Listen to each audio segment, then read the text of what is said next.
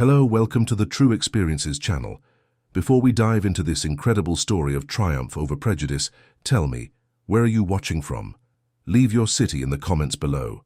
Hit the subscribe button and like this video. The morning sun cast long shadows across the parking lot of Premium Auto Works as Sarah Mitchell pulled her battered Ford pickup truck between two gleaming Porsches.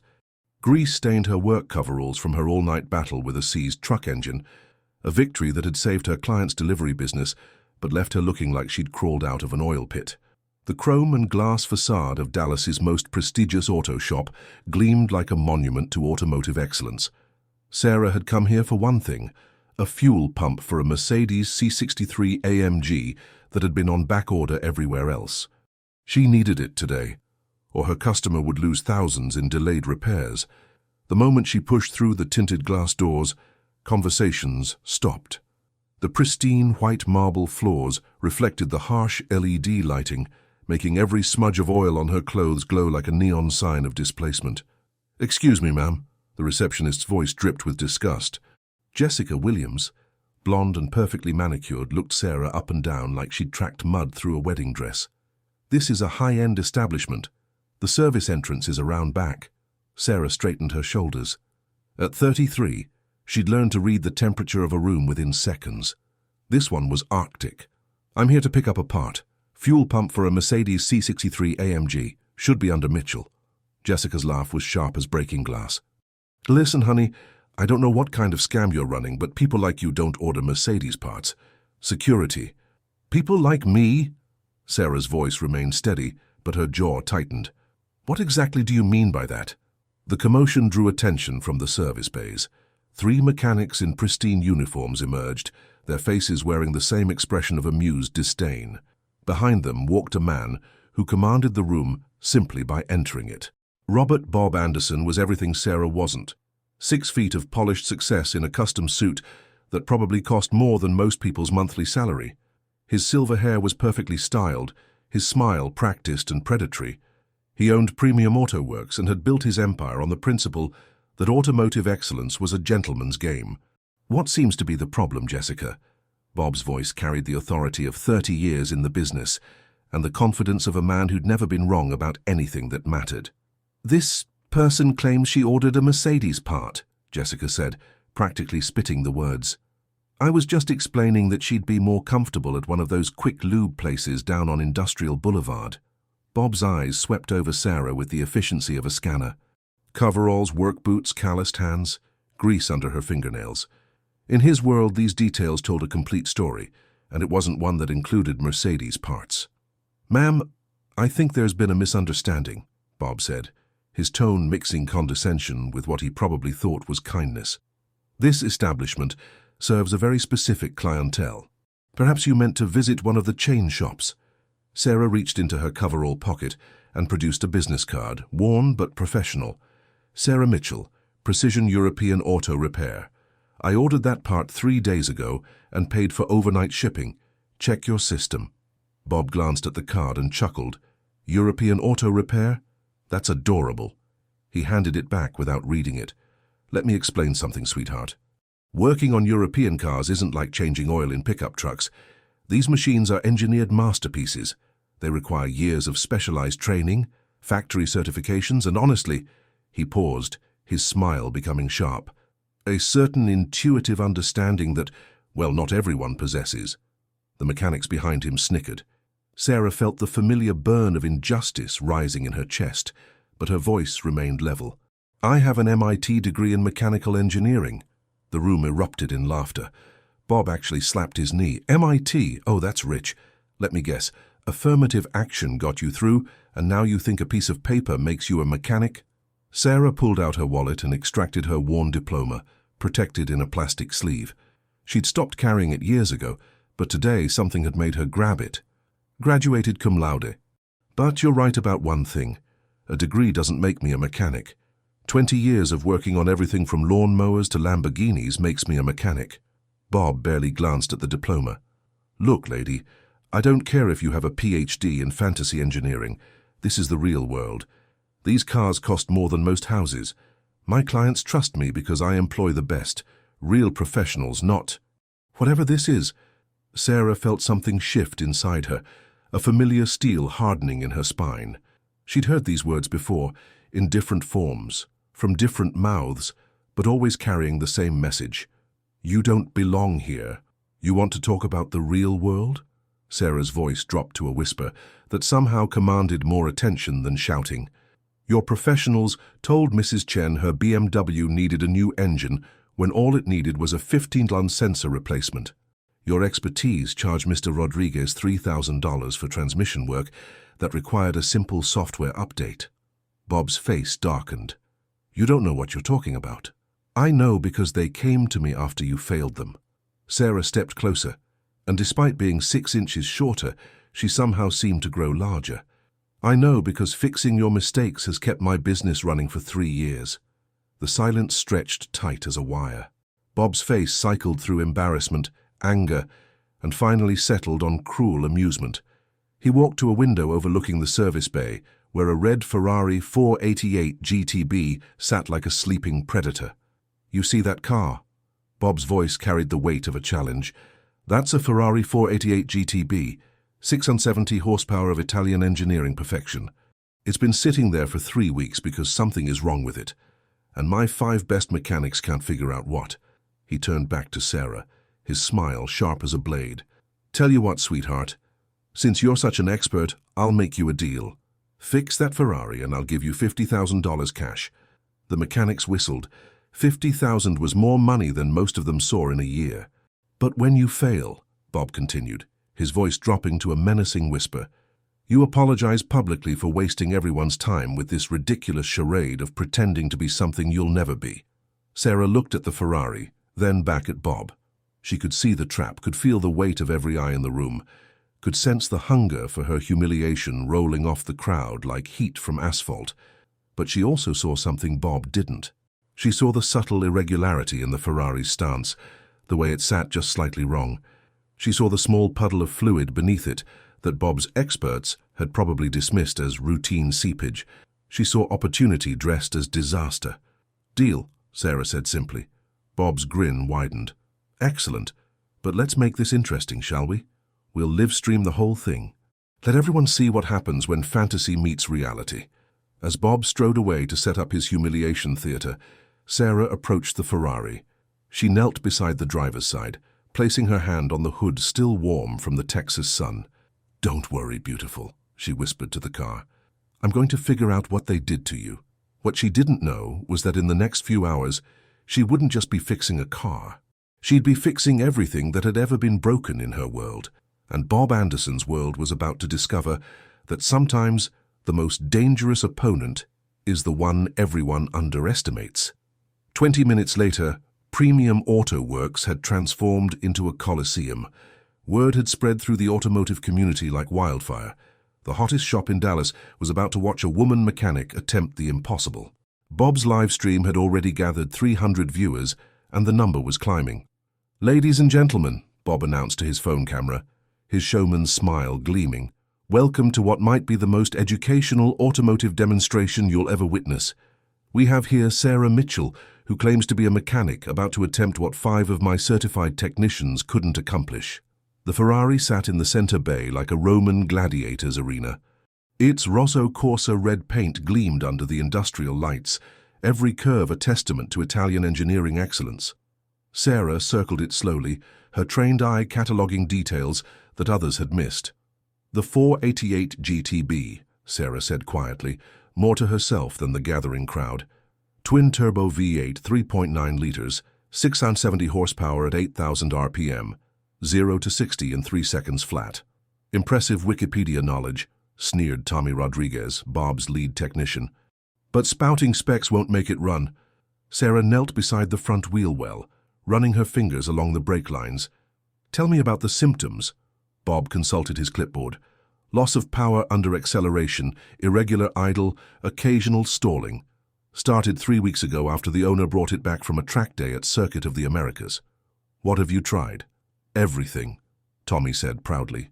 Fuel system flush, new spark plugs, air filter, throttle body cleaning, ECU reset. We've had the entire fuel rail apart twice. Sarah nodded thoughtfully. She popped the hood and leaned over the engine bay. The 4888's V8 was a masterpiece of engineering, every component placed with surgical precision, but Sarah's trained eye immediately spotted several anomalies. Who worked on this car before it came to you? Bob's confident expression flickered slightly. The owner had some emergency repairs done at a shop in Arlington after the track day. Nothing major, just some quick fixes to get him home. Sarah examined the fuel rail connections.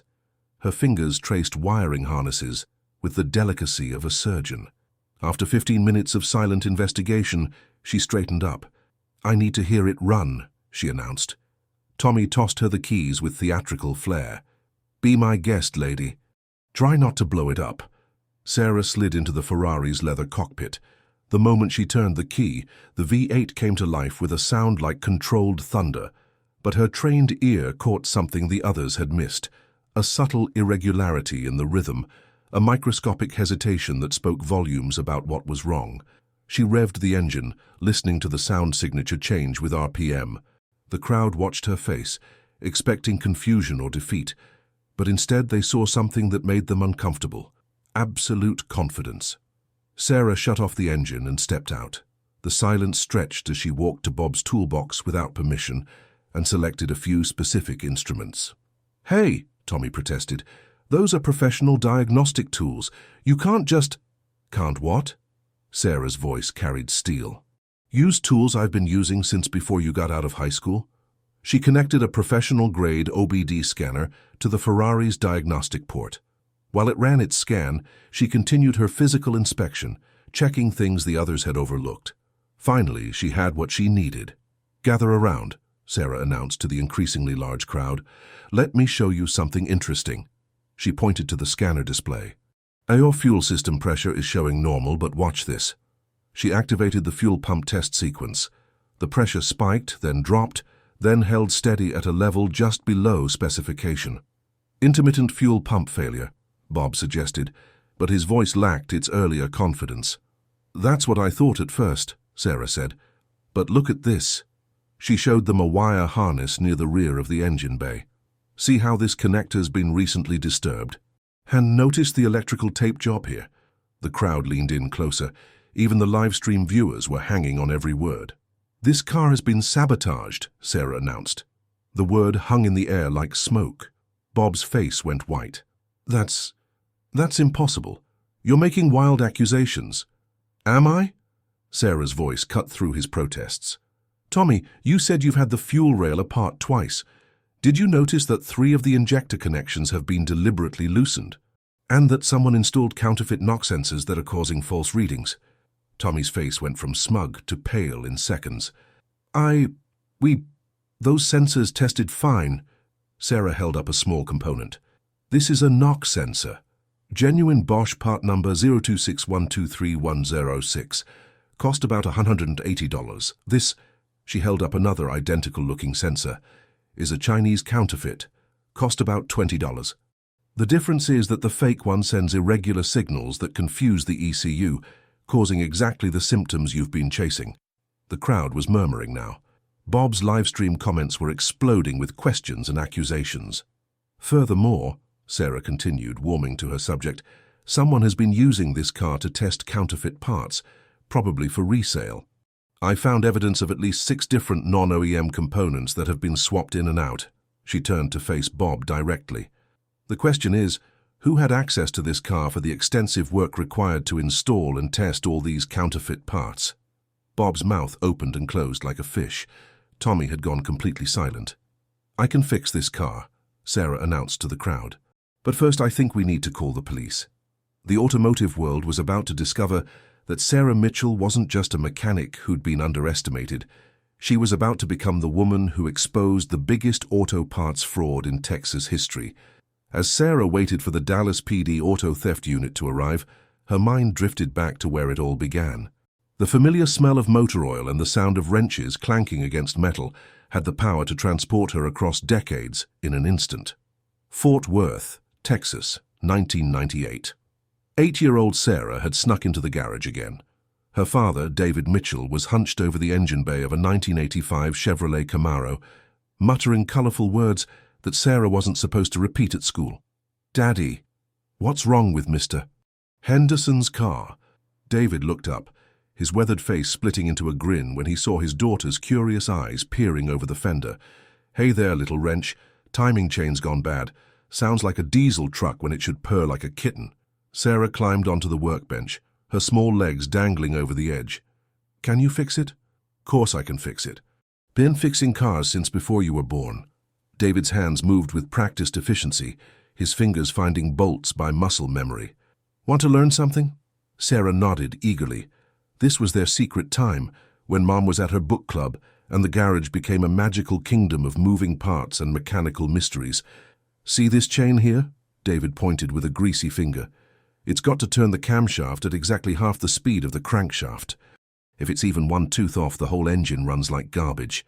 Sarah absorbed every word like gospel. In her father's voice, she heard respect for the machines, understanding of their personalities, love for the art of making broken things whole again. Someday I'm going to be a mechanic just like you, Daddy. David's smile faltered slightly. Well, sweetheart, maybe you could be an engineer instead. Design the cars instead of just fixing them. Why not both? The garage door burst open with the force of a hurricane. Linda Mitchell stood silhouetted against the afternoon sun, her face a mask of fury. David Michael Mitchell, what did I tell you about filling her head with this nonsense? Sarah watched her father shrink, his confidence evaporating like gasoline fumes. Linda, she's just curious. Kids should learn. She should learn to be a lady. Linda's voice could have shattered windshields. Look at her, covered in grease like some common garage rat. Sarah looked down at her hands, suddenly ashamed of the black streaks that moments before had seemed like badges of honor. Come on, Sarah Elizabeth, bath time, and don't you dare touch anything in this house until you're clean. As her mother dragged her away, Sarah looked back at her father. He was already turning back to the Camaro, his shoulders slumped in defeat. That night, Sarah heard her parents fighting through the thin bedroom walls. She's going to grow up thinking she can do men's work, David. Is that what you want? A daughter who can't find a husband because she's got grease under her fingernails? Maybe the world's changing, Linda. Maybe girls can. The world isn't changing in Fort Worth, Texas, and I won't have my daughter turned into some kind of masculine freak because you can't help yourself. 3 days later, Sarah came home from school to find her mother in the backyard, feeding a bonfire with every piece of automotive literature in the house. Manuals, magazines, the small tool set David had bought Sarah for Christmas. Everything went into the flames. Mommy, what are you doing? Linda's face was set like concrete. Cleaning house, making sure you grow up proper. Sarah watched her dreams turn to ash and smoke. But something else was kindling inside her, a determination that would burn longer and hotter than any bonfire. Emite, 2009. 11 years later, Sarah stood in the registration line at the Massachusetts Institute of Technology, one of only 12 women in a mechanical engineering cohort of 200 men. Her acceptance letter was folded and refolded in her pocket, worn soft from handling. She'd worked 3 jobs through high school, saved every penny, and applied for every scholarship available. When the acceptance letter came, her mother had cried, not from pride, but from disappointment. You're throwing your life away, Sarah. A woman in engineering, you'll never find a husband, you'll never have children. You'll spend your life trying to be something you're not. But Professor Margaret Chen, one of only 3 female faculty members in the ME department, saw something different in Sarah during orientation. Engineering isn't about gender, Professor Chen told the gathered freshmen. It's about problem-solving, creativity, and the persistence to keep trying when everyone else gives up. Some of you will discover you don't have what it takes. Others will prove they have more than they ever imagined. Sarah's hand shot up. Professor Chen, what's the failure rate for women in this program? The room fell silent. 200 pairs of eyes turned to stare at the audacious freshman who'd asked the unaskable question. Professor Chen smiled. Historically, high. Women leave mechanical engineering at 3 times the rate of men. But the ones who stay, they graduate with higher GPAs and go on to remarkable careers. A voice from the back row shouted out, "That's because they only let the smart ones in as diversity admits." The laughter that followed felt like acid on Sarah's skin. But Professor Chen's response silenced the room. Actually, the admission statistics show that female applicants require higher test scores and GPAs than male applicants to gain acceptance. So if anything, the bar is higher, not lower. That night, Sarah called her father from her dorm room. "Daddy, I made it. I'm studying to be an engineer." David's voice was thick with emotion. "I always knew you would, little wrench. Your mother, she means well. She's just scared." "Scared of what?" "Scared you'll get hurt. Scared the world will be too hard on you. Scared you'll prove her wrong about what women can do." Sarah looked out her dorm window at the Boston skyline, lights twinkling like stars. "I'm going to prove everyone wrong, Daddy. Just wait and see." 4 years later, she graduated cum laude with a degree in mechanical engineering and a minor in automotive technology. Her father attended the ceremony alone. Her mother had refused to come, saying she wouldn't celebrate Sarah ruining her life. But as Sarah walked across that stage, diploma in hand, she knew she was just getting started. The little girl who'd watched her dreams burn in a backyard bonfire had risen from those ashes stronger than anyone could have imagined. The world was about to meet Sarah Mitchell, engineer, and nothing would ever be the same. Arlington, Texas, Johnson's Auto Repair, 2012. Fresh out of MIT with her mechanical engineering degree and $200 in her bank account, Sarah had taken the first job she could find. Johnson's Auto Repair wasn't much to look at, a converted gas station with 3 bays and a reputation for honest work on working-class cars. "You sure you can handle this, Missy?" Bill Johnson squinted at her resume through thick glasses. At 62, he'd been fixing cars since before Sarah was born, and his skepticism was written all over his weathered face. "Yes, sir. I specialized in automotive systems at MIT, and I've been working on cars since I was 8. Bill snorted. "MIT, fancy. But can you change a transmission on a 98 Ford F-150 in 110-degree heat?" "Try me." For 3 months, Sarah proved herself daily. She diagnosed electrical problems that had stumped other mechanics, rebuilt engines with precision that impressed even Bill, and worked longer hours than anyone else in the shop. Her MIT training helped her understand the theoretical aspects of automotive systems in ways that purely trade-trained mechanics couldn't match. But the customers were another story. "I ain't having no woman work on my truck," declared Ray Thompson, a construction foreman whose F-250 needed a new clutch. "Nothing personal, but trucks are man's work." Bill tried to defend her. "Sarah here's got more training than anyone I've ever hired. She'll do you right." Ray shook his head. "I'll wait for one of your boys to do it. Don't care how long it takes." The pattern repeated weekly. Soccer moms didn't mind Sarah working on their minivans, but any customer with a pickup truck, motorcycle, or sports car specifically requested one of the men. Revenue dropped 20% in Sarah's first quarter. "I'm sorry, kid," Bill said on a sweltering August afternoon. "You're the best mechanic I've got, but I can't afford to lose customers. Maybe you'd be better off at one of those quick lube places."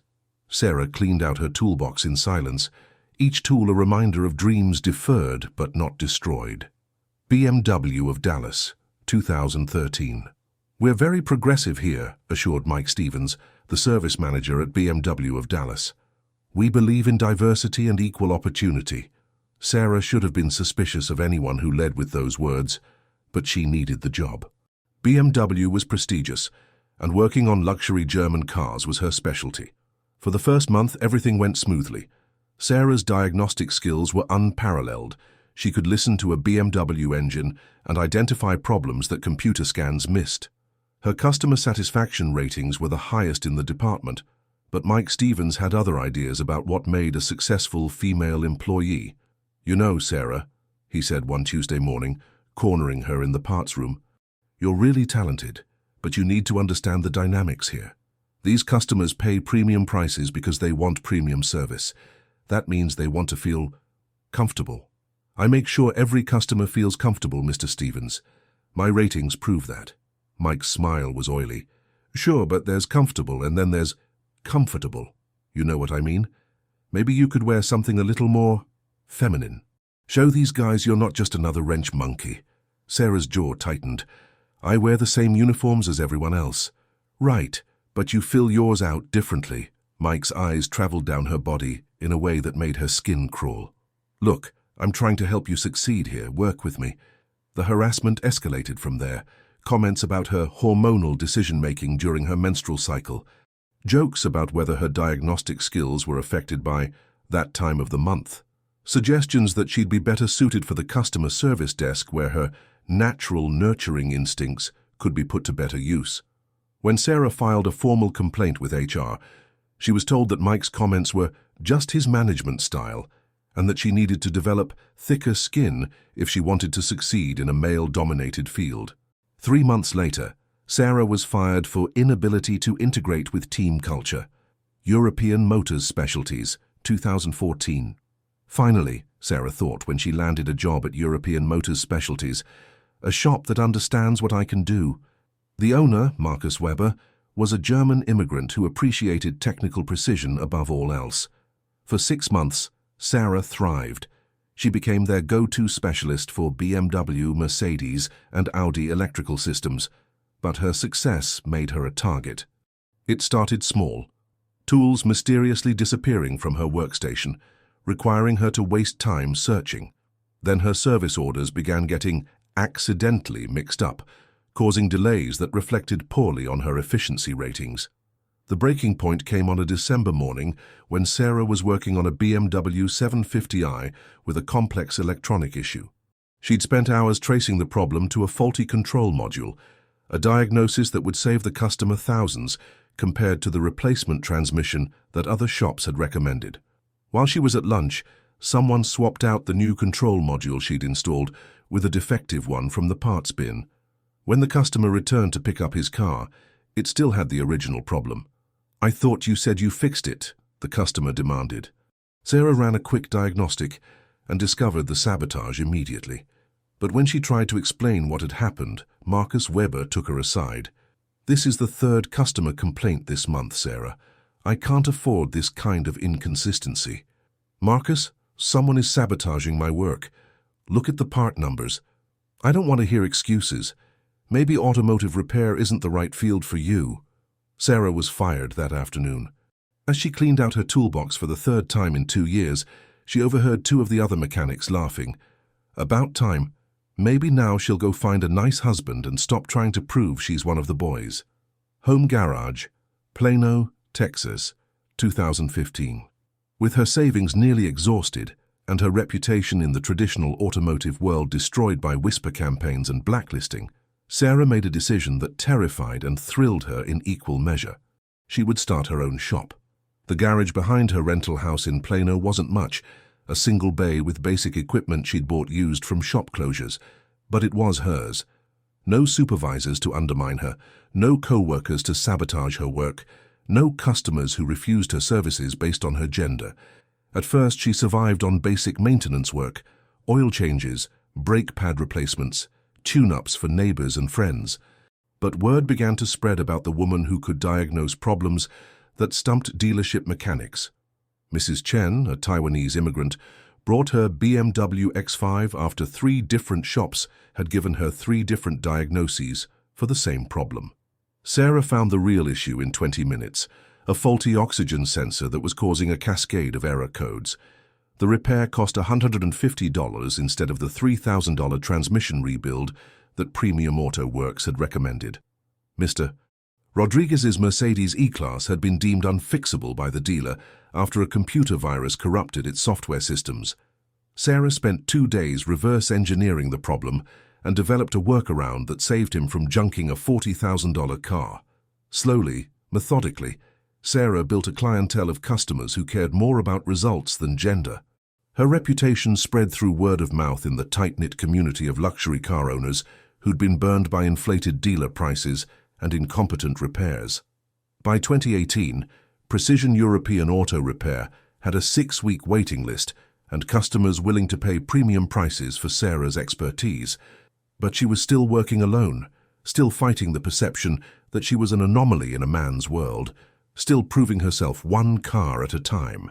What she didn't know was that her reputation had reached the attention of some very powerful people in the automotive industry, and soon she'd have a chance to prove herself on a stage bigger than she'd ever imagined.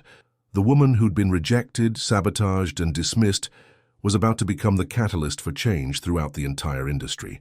Present day, Premium Auto Works, Detective Maria Martinez of the Dallas PD Auto Theft Unit, arrived at Premium Auto Works with the no-nonsense efficiency of someone who'd seen every possible variation of automotive crime. At 45, she'd been investigating car theft rings, chop shops, and parts fraud for 15 years, and Sarah's phone call had triggered every instinct she'd developed. "Ms. Mitchell, I'm Detective Martinez. You reported suspected automotive parts fraud?" Sarah nodded, gesturing toward the Ferrari. "I've identified at least 6 counterfeit parts that have been installed and removed from this vehicle. It's being used as a test bed for fake components before they're sold to unsuspecting customers." Detective Martinez examined the evidence Sarah had laid out: the fake knock sensors, the tampered wiring harnesses, the tool marks that showed repeated installation and removal of components. "How long would it take to do this kind of work?" Martinez asked. "Hours. This isn't something you do in a customer's driveway. It requires a full service bay, professional tools, and detailed knowledge of Ferrari systems." Bob Anderson had been watching from across the shop, his confident smirk fading with each piece of evidence Martinez examined. "Now wait just a minute," he interrupted.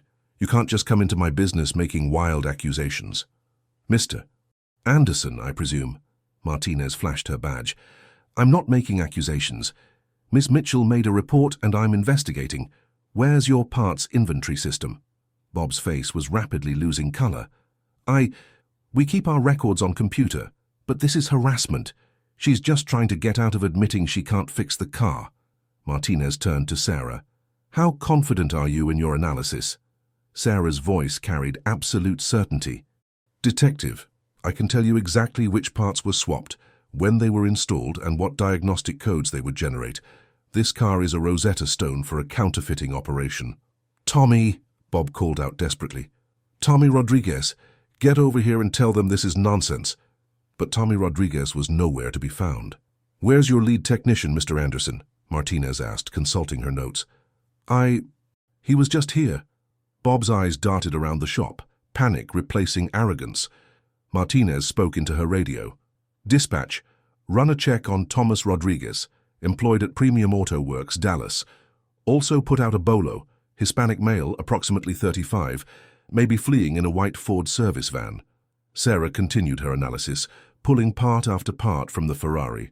Each component told a story of systematic fraud, high-quality counterfeits that could fool casual inspection, but would fail under the stress of performance driving. "This is sophisticated," she explained to the gathering crowd and Bob's live-stream audience. "These aren't cheap knockoffs. Someone invested serious money in creating parts that would pass initial inspection, but cause failures down the road." Detective Martinez examined a counterfeit fuel injector through a magnifying glass. "The markings look authentic. How did you know they were fake?" Sarah smiled for the first time all day. "Wait. Genuine Bosch injectors use a specific grade of steel that gives them a distinctive mass. These are about 3 grams lighter. Not enough for most people to notice, but enough to change the fuel delivery characteristics under high-performance conditions. And you could tell this just by handling them? I've replaced hundreds of these injectors. When you work with genuine parts every day, you develop a feel for what's right and what's wrong." Martinez's radio crackled. "Detective Martinez, we've got eyes on your suspect. Thomas Rodriguez attempting to leave the city on I-35 South. Units are in pursuit." The shop erupted in murmurs of disbelief. Bob Anderson looked like he'd been struck by lightning. "Detective," Sarah continued, "I think you'll find that Mr. Rodriguez has been using his position here to identify high-value targets for a parts theft ring. The Ferrari owners bring their cars in for service. Tommy identifies which ones are worth targeting for component theft, and the information gets passed to whoever's running the counterfeit operation." Martinez nodded grimly. "We've been tracking a ring that's been stealing specific components from luxury cars across Texas. The parts disappear, get reverse-engineered in China, then the counterfeits get sold back into the US market. It's a billion-dollar business." Bob's world was collapsing in real time, broadcast live to hundreds of viewers. "I had no idea. Tommy's worked for me for 8 years. I trusted him completely." Sarah felt a mixture of vindication and pity, watching the man who'd humiliated her 30 minutes earlier. "Mr. Anderson, your Ferrari's problems weren't caused by mechanical issues. They were caused by deliberate sabotage designed to create a testing ground for counterfeit parts." She began reassembling the Ferrari with genuine replacement parts she'd identified from Bob's own inventory. With each component properly installed, the car's systems began returning to normal. "The real tragedy," Sarah said, loud enough for the livestream audience to hear, "is how this fraud victimizes legitimate car owners. Someone buys a counterfeit part thinking they're getting OEM quality, installs it in their prized vehicle, and ends up with performance problems or even dangerous failures." Detective Martinez was taking extensive photos and collecting evidence. "Ms. Mitchell, the department's going to need your help with this investigation. Are you willing to serve as a technical expert?" "Absolutely." Sarah finished the last connection and stepped back. "Okay, Mr. Anderson. Try starting your Ferrari now." Bob approached the car like it might explode. He turned the key and the V8 came to life with a sound like controlled thunder. But this time, the thunder was perfect. The engine note was pure, powerful, without the subtle hesitations and irregularities that had plagued it for weeks. The crowd burst into spontaneous applause. Even the viewers of Bob's live stream were flooding the chat with praise for Sarah's diagnostic skills. Bob sat in the Ferrari's driver's seat, his hands trembling on the steering wheel. When he finally looked up at Sarah, his face showed a complex mixture of emotions: embarrassment, respect, and something that might have been gratitude. "Ms. Mitchell," he said quietly, "I owe you an apology. Several apologies." Sarah nodded. "Yes, you do. I was wrong about you. Completely, totally wrong." Bob stood up, facing the camera that was still broadcasting live. "Ladies and gentlemen, I've just witnessed something extraordinary. Sarah Mitchell has not only solved a problem that stumped my entire shop, she's exposed a criminal conspiracy that could have cost Ferrari owners across the country millions of dollars." He turned back to Sarah. "The $50,000 is yours as promised, but I'd like to offer you something more valuable." Sarah raised an eyebrow. "A partnership. 20% ownership in Premium Auto Works, an $8,000 monthly salary, and complete autonomy to run our European specialty division however you see fit." The shop fell silent, except for the Ferrari's perfect idol. Sarah looked around at the faces that had mocked her less than an hour ago, now watching her with respect and anticipation. "I have conditions," she said. Bob nodded eagerly. "Name them." "First, this shop institutes zero tolerance for gender-based discrimination. Second, we implement complete transparency with customers. No more hidden charges or unnecessary repairs. Third, we establish a scholarship program for women entering automotive technology programs. Done, done, and done." Sarah looked at the Ferrari, then at the crowd, then at the phone still live streaming to hundreds of viewers around the world. "Then I accept." As Detective Martinez led Bob away to give his statement about the fraud investigation, Sarah realized that the last hour had changed everything. Not just for her, but for every woman who'd ever been told she didn't belong in a garage. The revolution was just beginning. 3 months later, Premium European Performance Center. The sign outside the shop had been changed, and so had everything inside. Where Premium Auto Works had once been a temple to masculine automotive culture, the renamed Premium European Performance Center had become something revolutionary, a place where competence mattered more than chromosomes. Sarah stood in her new office, looking through the glass wall at the transformed shop floor. The Ferrari she'd fixed had become legendary in automotive circles, not just because of the fraud it had exposed, but because its repair had been live-streamed to over 10,000 viewers, making Sarah an overnight celebrity in the car community. "Ms. Mitchell."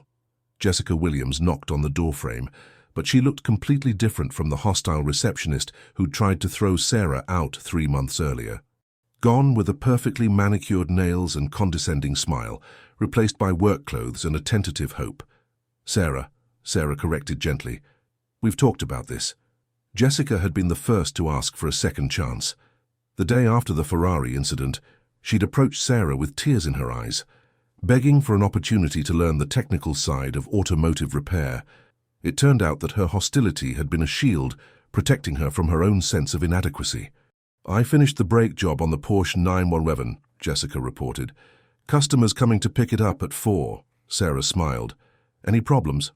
"The ceramic brake pads on the GT3 are a completely different installation than regular pads, but I followed your guide and double-checked everything with Carlos." Carlos Rodriguez, no relation to the fled criminal Tommy, had been Bob's most skeptical mechanic. A 20-year veteran with calloused hands and traditional views about women in automotive work. But Carlos had also been the first to publicly admit he'd been wrong about Sarah after watching her diagnose a mysterious electrical problem in his personal Camaro that had baffled him for months. Now Carlos served as Jessica's mentor, patiently teaching her the fundamental skills that no amount of customer service training had provided. "Carlos says I'm ready to try a timing belt replacement next week," Jessica continued, her voice bright with pride. Sarah nodded approvingly. "That's excellent progress. Remember what I told you about automotive repair? It's not about strength or gender," Jessica recited. "It's about patience, precision, and the willingness to keep learning." The transformation of Premium European Performance Center had become a case study in organizational change. Bob Anderson, humbled by the fraud revelation and energized by the shop's soaring reputation, had thrown himself into creating the most progressive automotive facility in Texas. Their customer satisfaction ratings had skyrocketed to 98% on Google reviews. Revenue had increased 400% as word spread about the shop where the best diagnostic mind in Dallas worked. Car enthusiast magazines had written feature articles about the gender revolution happening at PEPC. But the most meaningful changes were personal. Emma Johnson was 17 years old, with grease under her fingernails and dreams bigger than her small East Texas hometown could contain. She'd driven 3 hours to meet Sarah after seeing the viral Ferrari video online. "My dad says girls can't be real mechanics," Emma had explained during her first visit. "He says it's just a phase and I'll grow out of it when I find a boyfriend." Sarah had given Emma the same test she'd received from every skeptical employer: diagnose a complex problem and fix it under pressure. Emma had not only succeeded, she'd done it faster and more efficiently than most trade school graduates. "Emma," Sarah called out as the teenager finished changing oil on a BMW X5, "come show Mrs. Patterson what you found in her engine bay."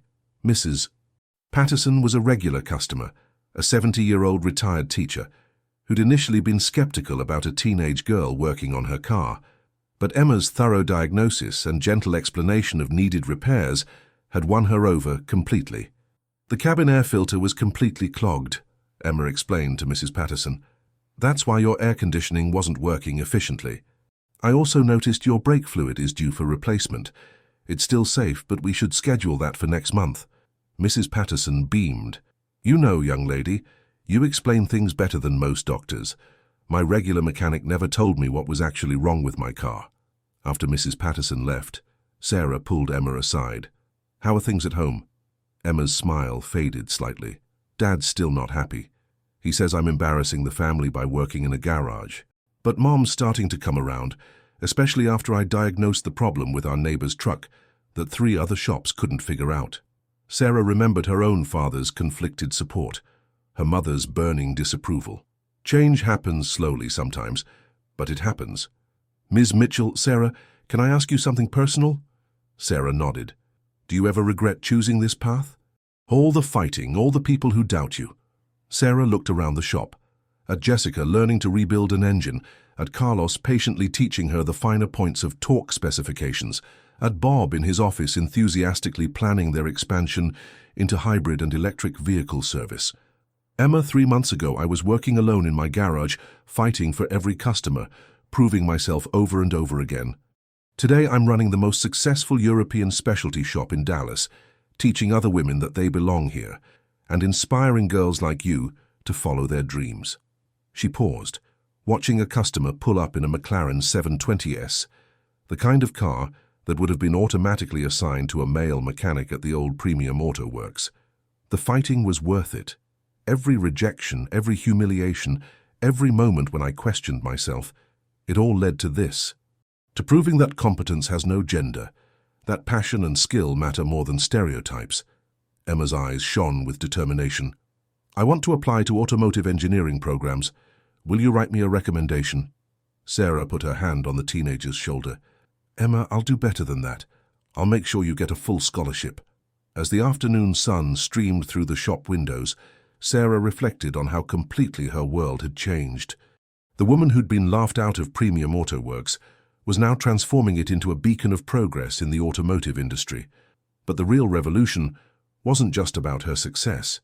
It was about the message she was sending to every girl who'd ever been told she didn't belong under the hood of a car. You belong wherever your passion and competence take you.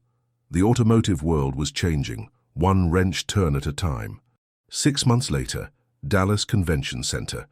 The Society of Automotive Engineers International Congress was the Super Bowl of automotive technology, drawing engineers, manufacturers, and industry leaders from around the world.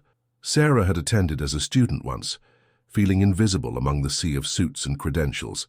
This year, she was the keynote speaker. "Ladies and gentlemen," the conference moderator announced to the packed auditorium of 1,500 attendees, "please welcome Sarah Mitchell, founder of Precision European Auto Repair and partner at Premium European Performance Center, who will be speaking on breaking barriers, the future of inclusive automotive excellence." Sarah walked onto the stage wearing a crisp business suit, but carrying her MIT diploma and a wrench, symbols of the duality that defined her journey. The applause was thunderous, but she could see skeptical faces in the crowd, executives and engineers who still questioned whether a shop mechanic belonged on this prestigious stage. "6 months ago," Sarah began, her voice carrying clearly through the auditorium's sound system, "I was humiliated, insulted, and dismissed by people who judged my competence based on my gender rather than my results." She clicked to her first slide, a photo of herself covered in grease, standing next to the Ferrari that had changed everything. "This Ferrari 488 GTB taught me something profound about our industry. It's not just about the cars we build or fix. It's about the barriers we build in our own minds about who belongs in this field."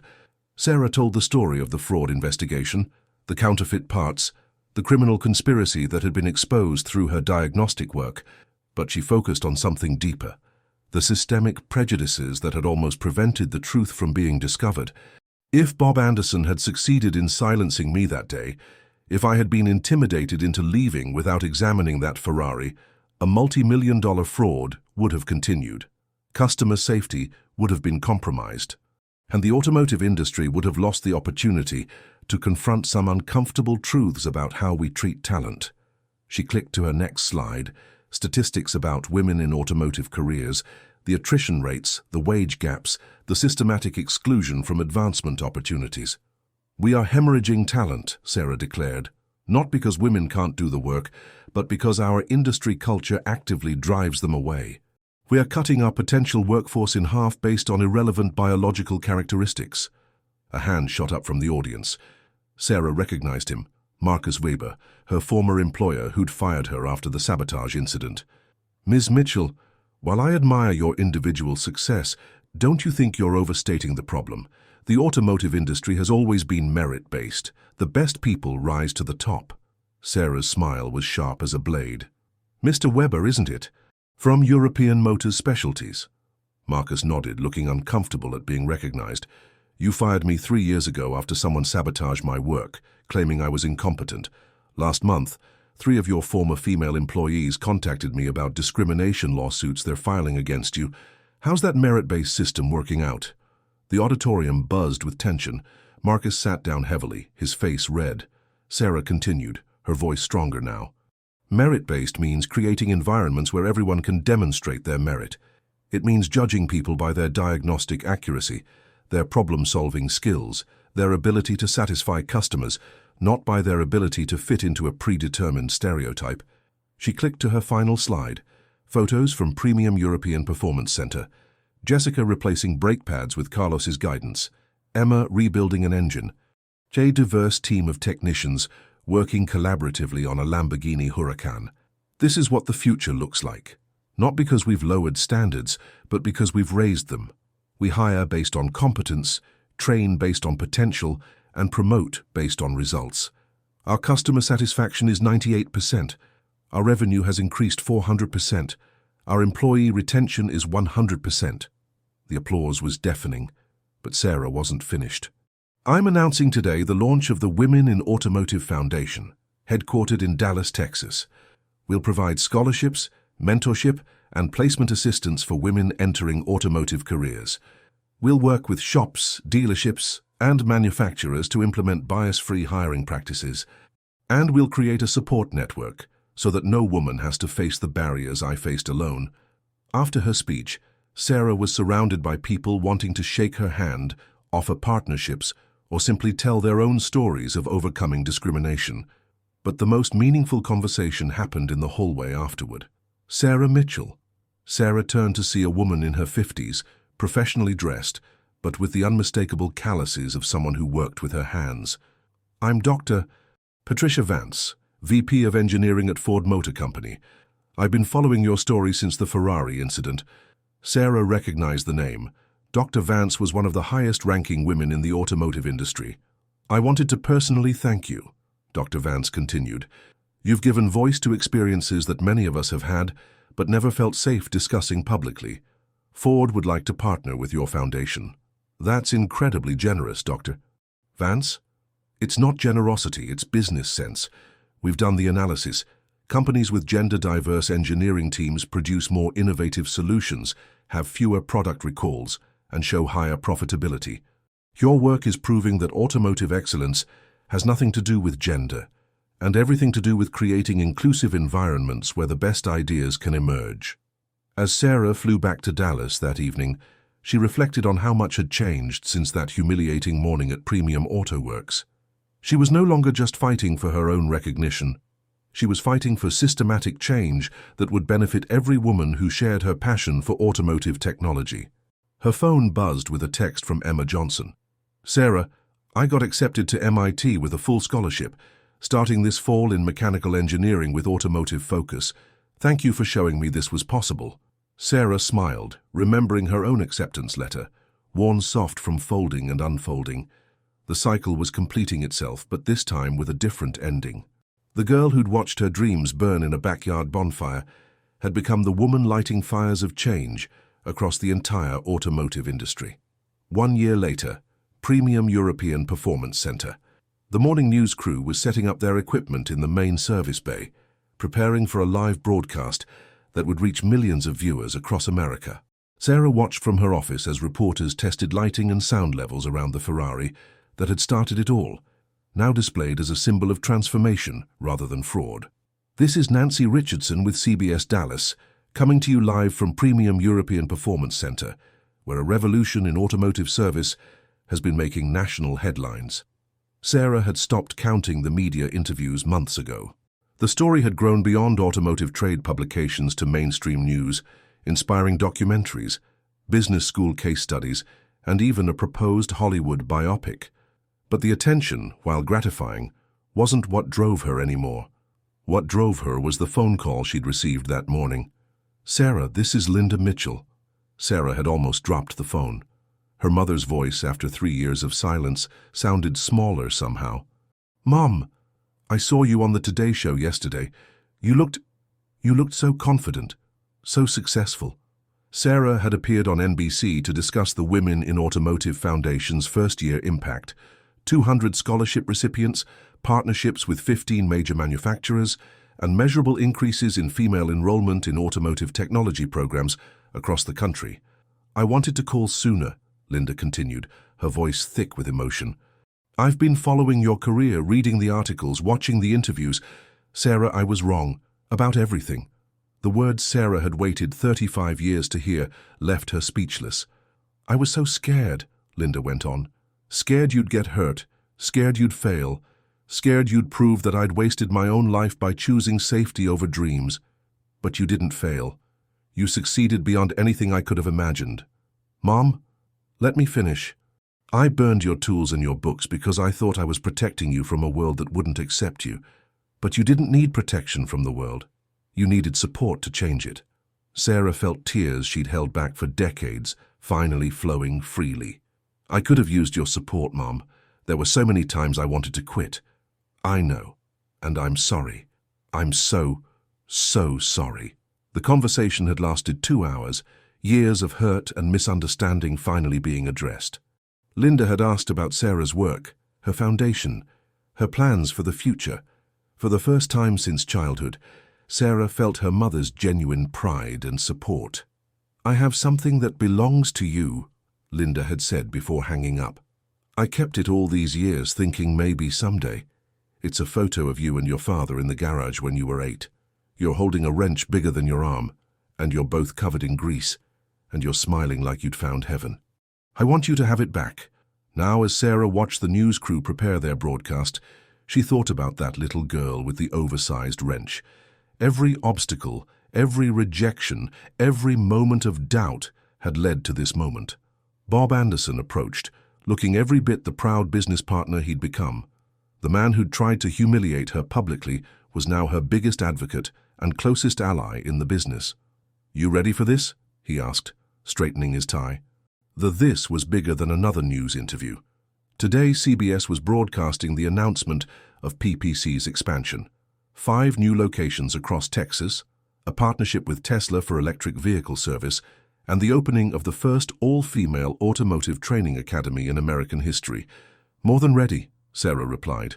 The interview went smoothly, Sarah and Bob explaining how their partnership had revolutionized not just their business, but the entire Dallas automotive service market. Customer loyalty had reached unprecedented levels, employee satisfaction was the highest in the industry, and their waiting list for service appointments stretched 6 weeks. "Sarah," the reporter asked, "what would you say to young women watching this who might be interested in automotive careers but are intimidated by the barriers?" Sarah looked directly into the camera, thinking of all the Emma Johnsons watching from small towns across America. "I'd tell them that barriers exist to be broken, not to stop you. Every industry needs people who think differently, who bring fresh perspectives, who refuse to accept that's how we've always done it as an answer. The automotive world is changing rapidly. Electric vehicles, autonomous systems, advanced diagnostics. We need the best minds working on these challenges regardless of gender." After the cameras stopped rolling, Sarah walked through the shop, observing the daily miracle of her transformed workplace. Jessica was training 2 new female apprentices on hybrid system diagnostics. Carlos was mentoring a young man whose girlfriend had inspired him to take automotive repair seriously. Emma Johnson, home from MIT for spring break, was working alongside Sarah on an experimental electric conversion project. "Sarah," Emma called out excitedly, "I think I figured out the power distribution issue." Sarah examined Emma's work, a complex wiring diagram for converting a classic Mustang to electric power while maintaining its vintage appearance. The solution was elegant, efficient, and demonstrated the kind of innovative thinking that came from approaching old problems with fresh eyes. "This is brilliant, Emma. Have you considered patenting this approach?" Emma's face lit up. "Really? You think it's patent-worthy?" "I think it's revolutionary, and I think you're going to change the automotive world in ways I never could." As Sarah looked around her shop, at the diverse team of technicians collaborating on complex repairs, at the wall of thank you letters from satisfied customers, at the scholarship certificates representing hundreds of women entering automotive careers, she realized that her story was no longer about overcoming barriers. It was about eliminating them for the next generation. The little girl who'd been told she didn't belong in a garage had grown up to create spaces where everyone belonged. And that, Sarah thought, was a legacy worth fighting for. 18 months later, Circuit of the Americas, Austin, Texas. The phone call that changed everything came at 6 a.m. on a Tuesday morning. Sarah was already at the shop, fine-tuning a McLaren 720S for a customer who'd driven from Houston, specifically for her expertise, when her personal line rang. "Ms. Mitchell, this is Giuseppe Toretti, calling from Ferrari North America." Sarah nearly dropped her diagnostic scanner. Ferrari North America was the Mount Olympus of automotive manufacturing. They dealt only with certified technicians who'd completed years of factory training in Italy. "Mr. Toretti, how can I help you? We have been following your work with great interest, particularly the fraud case involving the 488 GTB. Your diagnostic capabilities and technical expertise have impressed our engineering team in Maranello." Sarah's heart began racing. Maranello was Ferrari's headquarters in Italy, the sacred ground where every prancing horse was born. "We have a proposition. Circuit of the Americas is hosting a special event next month, a gathering of Ferrari collectors and racing enthusiasts. 25 of the world's most valuable Ferraris, including several prototype and limited production models." Sarah waited, knowing that bigger news was coming. 3 days before the event, we discovered that our primary technical support team cannot attend due to a COVID outbreak at our facility. We need someone who can provide expert service and emergency repairs for vehicles worth more than $50 million combined. The magnitude of the opportunity hit Sarah like a lightning bolt. You're asking me to serve as lead technician for Ferrari North America? Precisely. It would be a 3-day intensive with full media coverage, attended by Ferrari executives from Italy, collectors from around the world, and automotive journalists from every major publication. Your performance would be observed and evaluated by people who have worked with Ferrari for decades. Sarah's mind reeled. This was the ultimate test, not just of her technical abilities, but of her standing in the automotive world. Success would establish her as one of the premier Ferrari technicians in America. Failure would be equally public and devastating. Mr. Toretti, I'm honored by the opportunity. I accept. Excellent. I must warn you, this assignment comes with unique pressures. You'll be the only woman on the technical team working on irreplaceable vehicles in front of an audience that includes some very traditional people. Some of them have already expressed reservations about this decision. Sarah smiled grimly. Reservations about my gender or my qualifications? Both, I'm afraid.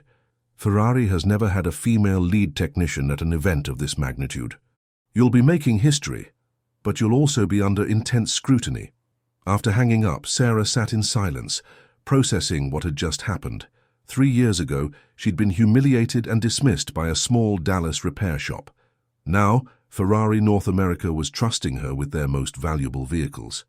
Bob Anderson arrived an hour later to find Sarah deep in study, surrounded by Ferrari technical manuals and diagnostic specifications. "What's got you buried in books at 7 a.m., Bob asked, pouring himself coffee from the shop's espresso machine, a recent addition inspired by their Italian clientele. Sarah explained the Ferrari opportunity, watching Bob's expression cycle through disbelief, excitement and concern. "Sarah, this is incredible, but you realize what you're walking into, right? The Ferrari collector community is the most exclusive, traditional, old boys network in the automotive world. They're not exactly known for embracing change. I know, but Giuseppe was right. I'll be making history, and if I succeed, it opens doors for every woman who comes after me." Bob nodded slowly. "What do you need from me?" 3 days off, a prayer, and maybe a good luck charm. Bob reached into his desk and pulled out a small wrench, the same one Sarah had used to make her first diagnostic connection on the fraud Ferrari. "Take this. It's got good karma. Circuit of the Americas. Ferrari Challenge Weekend." The paddock at COTA buzzed with the controlled chaos of a major automotive event. Sarah arrived at dawn, her toolkit perfectly organized, her mind focused on the challenges ahead. The sight that greeted her took her breath away. 25 Ferraris arranged like jewels in a display case, each one representing the pinnacle of automotive artistry. A 1967 275 GTB4 worth $8 million. A 2003 Enzo, one of only 400 ever made. A brand new SF90 straight-aisle hybrid that represented Ferrari's electric future. And in the center, a 1962 250 GTO that was literally priceless, one of only 36 ever created. "Ms. Mitchell?" A man in an impeccably tailored suit approached. "I am Antonio Bellacorte, Ferrari's Chief Technical Officer from Maranello. Welcome to what we hope will be a very successful weekend." Antonio's handshake was firm, but Sarah could read the reservation in his eyes. She was being given an extraordinary opportunity, but she was also being tested by people who had spent their careers perfecting the art of Ferrari maintenance. "The first challenge," Antonio explained, "is the 458 Italia belonging to Mr. Blackwood." He gestured toward a pristine white Ferrari, surrounded by concerned-looking men in expensive suits. It developed a mysterious power loss during yesterday's practice session. 3 different technicians have examined it, including 2 factory-certified specialists. No one can determine the cause. Sarah approached the 458, immediately noticing the subtle but telltale signs that others had missed. The car sat slightly low in the rear, suggesting something was affecting the aerodynamic balance. There was the faintest trace of unusual exhaust coloration that indicated combustion irregularities. "May I?" Sarah asked, gesturing toward the hood release. Mr. Blackwood, a Texas oil executive in his 70s, looked skeptical. "Young lady, this car is worth $300,000. Are you certain you're qualified to—" "Trust her," interrupted a familiar voice. Bob Anderson had driven down to provide moral support, and his presence was a comforting reminder of how far she'd come. "She's the best diagnostic mind I've ever seen." Sarah popped the hood and began her systematic examination. The Ferrari's V8 was a masterpiece of engineering, but like all complex systems, it could be compromised by the smallest irregularity. Within minutes, she found the problem. "Gentlemen," Sarah announced, "you have a partially blocked exhaust catalyst in the left bank. It's restricting flow just enough to create back pressure, which is reducing power and affecting the car's balance." Antonio frowned. "The catalytic converters were inspected yesterday. They showed no blockage." Sarah smiled. "Because the blockage is intermittent. When the car is stationary, gravity allows the obstruction to settle away from the flow path. Under acceleration, centrifugal forces push it against the catalyst matrix." She reached into the exhaust system with a specialized tool and extracted a small piece of debris, a fragment of carbon buildup that had broken free from somewhere else in the system. "There's your culprit," Sarah said, holding up the black fragment. "Probably broke loose during hard acceleration on the track yesterday." Mr. Blackwood started the Ferrari, and immediately the difference was audible. The engine note was cleaner, more powerful, more like the Italian symphony it was meant to be. "Incredible," Antonio murmured. "In 15 years at Ferrari, I have never seen anyone diagnose that type of intermittent exhaust restriction so quickly." The crowd of collectors and technicians had grown, drawn by word that something remarkable was happening. Sarah felt their eyes on her, some admiring, others still skeptical, all watching to see if this was a fluke or the beginning of something bigger. "Mr. Toretti," Sarah said to the Ferrari North America executive, "what's my next challenge?" Giuseppe smiled. "The 250 GTO. It's developed an electrical issue that's affecting the ignition timing. The owner is particular about who touches his car." Sarah looked at the priceless Ferrari, understanding immediately that this was the real test. The 250 GTO wasn't just a car. It was automotive history, a rolling piece of art worth more than most people's entire net worth. The owner, an elderly Italian gentleman named Count Alessandro Di Marco, approached with the measured gait of someone accustomed to absolute deference. "Signorina," he said in accented English, "I am told you are to work on my automobile. I must confess I am not comfortable with this arrangement." Sarah met his gaze steadily. "Count Di Marco, I understand your concern. This car is irreplaceable. But I promise you I will treat it with the respect and expertise it deserves. You understand this is not personal. It is simply that I have never allowed a woman to work on this particular Ferrari. It belonged to my father, and his father before him. It represents tradition." Sarah nodded. "Sir, I respect tradition, but I also believe that tradition should be about excellence, not exclusion. Give me 30 minutes to diagnose the problem. If I can't identify the issue accurately, I'll step aside immediately." Count Di Marco considered this, then nodded slowly.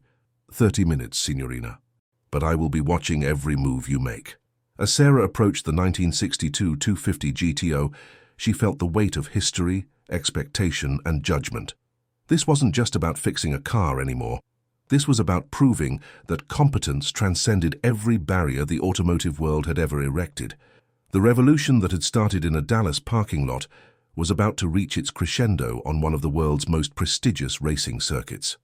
The 1962 Ferrari 250 GTO sat before Sarah like a sleeping legend, its curves as perfect as the day Sergio Scaglietti had hand-formed them in Modena 60 years earlier.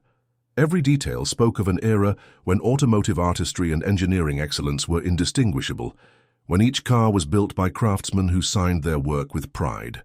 Count Di Marco stood beside her, his weathered hands clasped behind his back, watching her every movement with the intensity of a surgeon observing a heart transplant.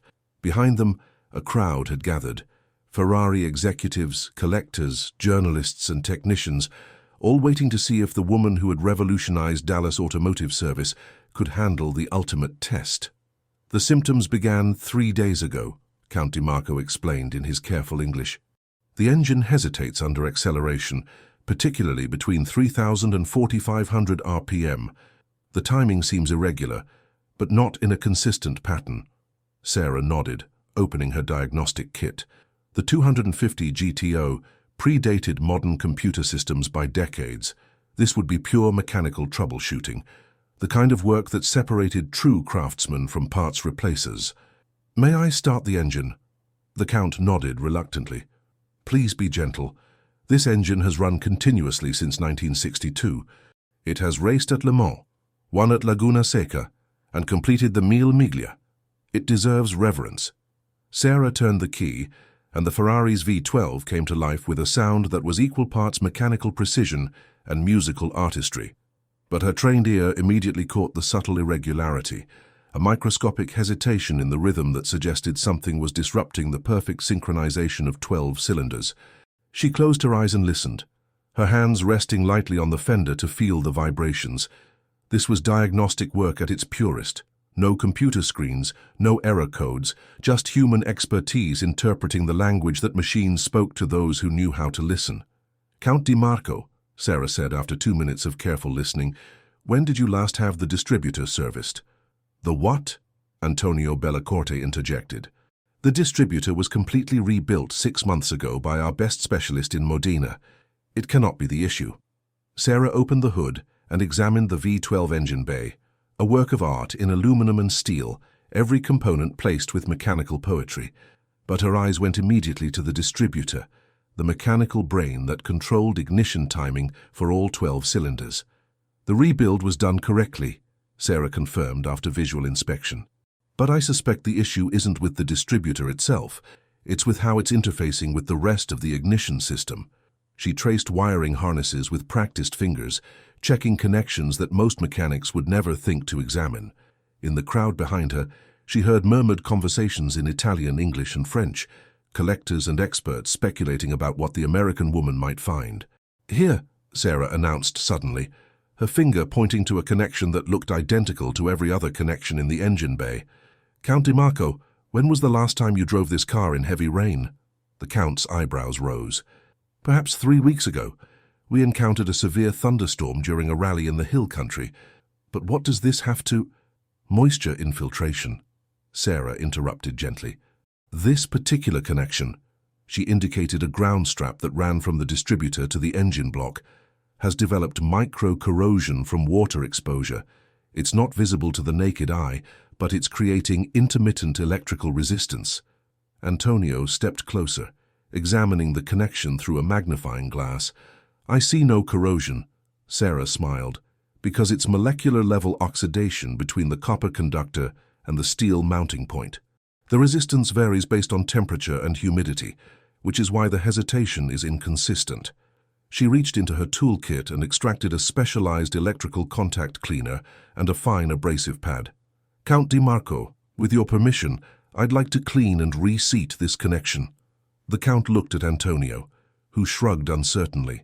This was not a diagnosis that appeared in any Ferrari service manual. "Proceed," the Count said quietly. Sarah worked with surgical precision, cleaning the contact surfaces with methods she'd learned from 15 years of electrical troubleshooting. The work took less than 5 minutes, but those 5 minutes felt like an eternity under the scrutiny of the automotive world's most demanding judges. "Now," Sarah said, stepping back from the Ferrari, "let's see if a 60-year-old car can remember how to sing properly." Count Di Marco started the engine again. This time, the V12's note was pure and clean, without the subtle hesitation that had plagued it for days. As he revved the engine through the RPM range, the sound was perfect. 12 cylinders firing in exact sequence, creating the mechanical symphony that had made Ferrari legendary. The crowd burst into spontaneous applause. Count Di Marco shut off the engine and stepped out of the car, his face showing a mixture of amazement and respect. "Signorina Mitchell," he said formally, "I owe you an apology. And more than that, I owe you my gratitude. You have given me back my father's car." He extended his hand, and when Sarah shook it, he covered their joined hands with his other palm, a gesture of deep respect in Italian culture. "Count Di Marco," Sarah replied, "your car was never broken. It just needed someone to listen to what it was trying to say." Antonio Bellacorte approached, his expression one of professional admiration. "Ms. Mitchell, in my 30 years with Ferrari, I have never seen anyone diagnose an intermittent electrical issue that quickly or accurately. You identified a problem that our Italian specialists missed completely. Giuseppe Torretti stepped forward, his smile broad with satisfaction. Sarah, I have an important call to make to Maranello. I believe Ferrari's leadership needs to hear about what happened here today. As the crowd began to disperse, each collector and expert coming to shake Sarah's hand or ask technical questions about their own Ferraris, Sarah felt a profound sense of completion, not just because she'd solved a difficult problem, but because she'd done it while being watched by people who represented the pinnacle of automotive expertise. But the most meaningful moment came when a young woman approached, Maria Santos, a journalism student covering the event for Road and Track magazine. Ms. Mitchell, Maria said shyly, I've been following your story since the Ferrari fraud case. I'm studying automotive journalism, but I've also been taking evening classes in automotive technology. Watching you work today, it made me realize I want to be more than just someone who writes about cars. I want to understand them the way you do. Sarah looked at Maria's eager face and saw herself 20 years earlier, hungry for knowledge, passionate about automotive excellence, but uncertain whether the industry would accept her. Maria, Sarah said, understanding cars is just the beginning. The real challenge is understanding people, helping them see that competence has nothing to do with gender and everything to do with dedication to excellence. As the sun set over Circuit of the Americas, Sarah realized that her revolution had evolved. It wasn't just about her success anymore. It was about opening doors for everyone who would come after her. The little girl who'd watched her dreams burn in a backyard bonfire had become the woman who was setting fires of change throughout the entire automotive world. The next morning, Circuit of the Americas. Sarah woke at 5:30 a.m. in her hotel room, her body still running on shop time despite being 200 miles from Dallas. The Ferrari weekend had been a success beyond her wildest dreams, not just the 250 GTO repair, but 3 other complex diagnostics that had impressed even the most skeptical observers. Her phone buzzed with a text from Emma Johnson. Saw the Road and Track Instagram story about Kota. You're famous. Also, I have news. MIT is offering me a research position working on electric Ferrari prototypes. Dreams really do come true. Sarah smiled, remembering her own excitement at Emma's age. But before she could reply, her phone rang with an international number she didn't recognize. Sarah Mitchell. Buongiorno, Miss Mitchell. This is Benedetto Ferrari, calling from Maranello. Sarah nearly dropped her phone. Benedetto Ferrari was the great-grandson of Enzo Ferrari himself, and current head of Ferrari's global technical operations. He was automotive royalty, a man who spoke to perhaps a dozen people outside the Ferrari organization each year. Mr. Ferrari, good morning. How can I help you? Giuseppe Torretti has informed me of your exceptional performance at Circuit of the Americas. Antonio Bellacorte has also provided his assessment of your technical capabilities. Ms. Mitchell, we would like to invite you to Maranello. Sarah's heart stopped. To Maranello? In Italy. Precisely. We are developing our next generation of hybrid and electric vehicles. The engineering challenges are unlike anything Ferrari has faced in our 75-year history. We need fresh perspectives, innovative thinking and diagnostic expertise that can adapt to rapidly evolving technology. Sarah walked to her hotel room window, looking out at the Circuit of the Americas where yesterday's triumph had unfolded. Mr. Ferrari, I'm honored, but I have to ask, why me? Because you see problems that others miss. Because you approach automotive challenges without preconceptions. And because yesterday you diagnosed an electrical issue in a 250 GTO that our best Italian technicians could not solve. Benedetto's voice carried the weight of generations of Ferrari excellence. We are offering you a 3-week consulting position at our Maranello facility. You would work directly with our hybrid development team, providing diagnostic insights for our electric future. The compensation would be significant, but more importantly, you would be the first American woman ever to work at our headquarters. Sarah felt dizzy with the magnitude of the opportunity. Mr. Ferrari, I accept. Excellent. Our arrangements coordinator will contact you about travel and logistics. Ms. Mitchell, I must tell you, there are people within Ferrari who question this decision. They believe that our technical heritage should remain traditional. And what do you believe? I believe that Enzo Ferrari succeeded because he was never afraid to embrace innovation, even when others called it impossible. You represent the kind of innovative thinking Ferrari needs to remain Ferrari." After the call ended, Sarah sat in stunned silence. 3 years ago, she'd been dismissed as a fantasy feminist by a Dallas repair shop owner. Now Ferrari, the most prestigious automotive manufacturer in the world, was inviting her to Maranello to help shape their electric future. Her phone rang again, this time with a familiar Dallas number. "Sarah, holy shit. Sorry, holy cow. Did you really just get invited to Ferrari headquarters?" Bob Anderson's voice was practically vibrating with excitement. "How did you already know about that?" "Giuseppe Toretti called me 5 minutes ago. He said Ferrari wants to make sure you can take time away from PPC without damaging our business.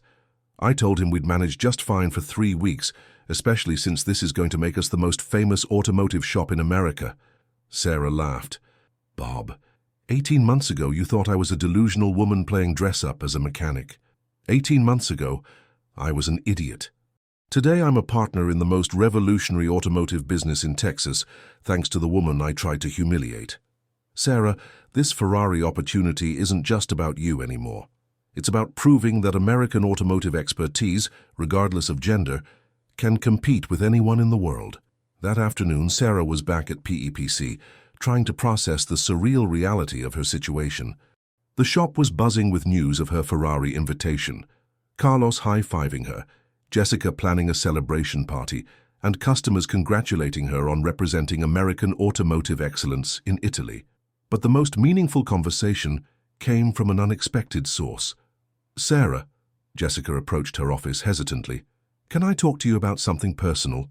Sarah looked up from the Ferrari technical manuals she'd been studying. "Of course. What's on your mind?" "My daughter asked me something yesterday that I didn't know how to answer." Sarah waited. Jessica's 8-year-old daughter, Sophia, occasionally visited the shop and had developed a fascination with automotive repair that reminded Sarah of her own childhood curiosity. "She asked me why there weren't any girl mechanics when she was little, but now Mommy is learning to be one." Jessica's eyes were bright with emotion. "I tried to explain, but honestly, I don't fully understand it myself. How do things change so quickly?"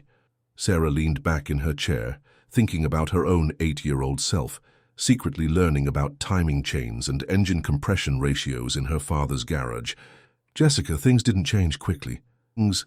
They've been changing slowly for decades, but most people didn't notice because the changes were happening in garages and shops where women were working alone, proving themselves one repair at a time."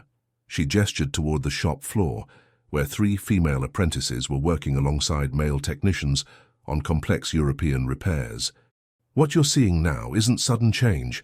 It's the moment when all that individual progress became visible enough that society had to acknowledge it. Your daughter is growing up in a world where seeing women mechanics isn't unusual anymore." Jessica nodded thoughtfully. "She wants to study engineering when she grows up. She says she wants to design cars that can fix themselves." Sarah smiled. "Then she'll need to understand both mechanical engineering and artificial intelligence. Good thing she's growing up in a time when the only limits on her education are her own imagination." That evening, Sarah called her father in Fort Worth. David Mitchell, now retired from General Motors, had followed her career with pride that had only grown stronger as her success became public. "Daddy, I'm going to Italy to work with Ferrari." The silence on the other end of the line stretched for so long that Sarah thought the call had dropped. "Daddy? Are you there?" "I'm here, little wrench. I'm so proud I don't have words. Do you remember when you were 8 and you told me you wanted to be a mechanic just like me?" "I remember. I told you that maybe you could be an engineer instead, design cars instead of just fixing them. But you said, why not both, and now—" His voice broke slightly. "Now you're going to be both at Ferrari, representing everything that's possible when someone refuses to accept limits." Sarah felt tears in her eyes. "I wish you could come with me." "Sweetheart, I'll be with you in every skill I taught you, every lesson about treating machines with respect, every moment when you trust your hands and your mind to solve problems that others can't." After hanging up, Sarah walked through PPC one more time, looking at the shop that had become her platform for changing the automotive world. In 3 weeks, she'd be in Maranello, working with Ferrari engineers on hybrid technology that would define the future of performance cars.